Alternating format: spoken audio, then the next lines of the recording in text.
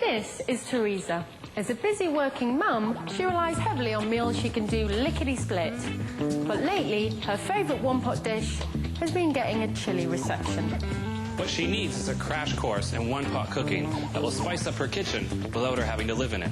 What she needs is a little color and a lot less clutter. Our girl needs to lighten up.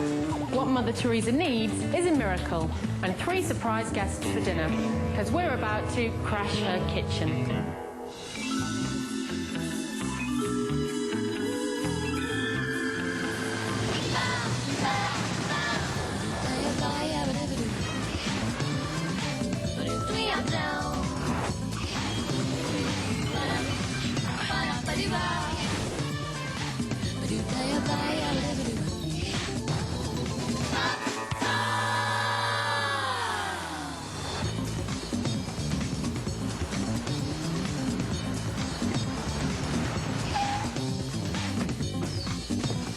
I love this part. Who are you? Well, Hello. we've got a bit of a surprise for you, Teresa. Yeah? This is Chef Corbin. Word on the street, your chili's not so hot. Teresa, I love you, but I don't need to eat chili ever again. And this is Jasmine. She's our design diva. Hello. Hello, Jasmine. Nice to meet you. You have a lovely, earthy home here. Thank you very much. Teresa, we didn't just pick your name out of a hat. Somebody spilt the beans. Was it you guys? Was it you guys? No. I make this every week. And Yeah, we know. Yeah, I think that's the problem. And the reason I brought you out is because your food's getting so, boring. The chili's fine. I like it. Just, I can't have it that much. Oh, and those kidney beans. Why put them in when I'm just going to pick them out? Well, don't worry, Teresa. We're not just going to take their word for it. We're going to have a taste for ourselves. Hey, this is pretty good. It's nice. Good. You Thank definitely like spice. I do. I like spice. I get a little hot. How do you make this? I get a whole bunch of ground beef, brown it all up in the frying pan, and then I take the meat and I drain it out and gets all the fat out of it all at once. It's got a lot of good spice in it, but it doesn't have that beefy flavor. It's because you poured it down the sink, all those drippings. The thing I would say is that it's all one colour. It's all kind of brown, and every different kind of veg has got a mix of different nutrients. So if you have lots of different colours on your plate, you're making sure you're covering off all your vitamins. I never thought of that. I see your point. It is kind of brown, and it is kind of often. Since she only knows certain recipes, she'll cook them again and again. But you can make one meal and pretty much stretch it out throughout the whole week, you know? When I found out that Kevin and the kids had ratted me out to perfect strangers about my cooking, I was really angry. First I was embarrassed, and then I was just plain angry. This is my food. I plan it, I put it on the table, and apparently it wasn't good enough. Why is chili so popular with you? Why do you always make it?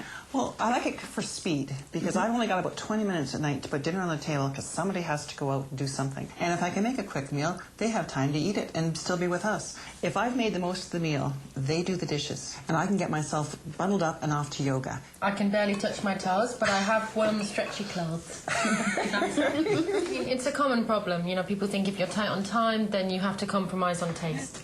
Most of the problem tends to start in your cupboards. Teresa, let me look in your drawers.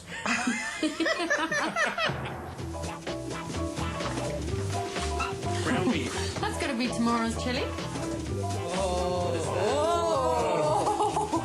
What is that? Yeah. Wow. You know, Teresa, canned goods are a great time saver. Yeah. But it looks like you're stocking for a bomb shelter. You could take these to yoga.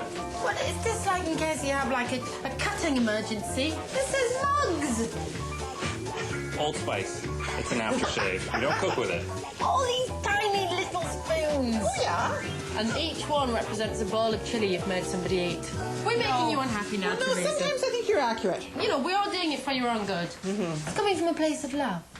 And boredom of chili. What is this, a miniature yard sale or a countertop? Hey, every one of those things has meaning for me.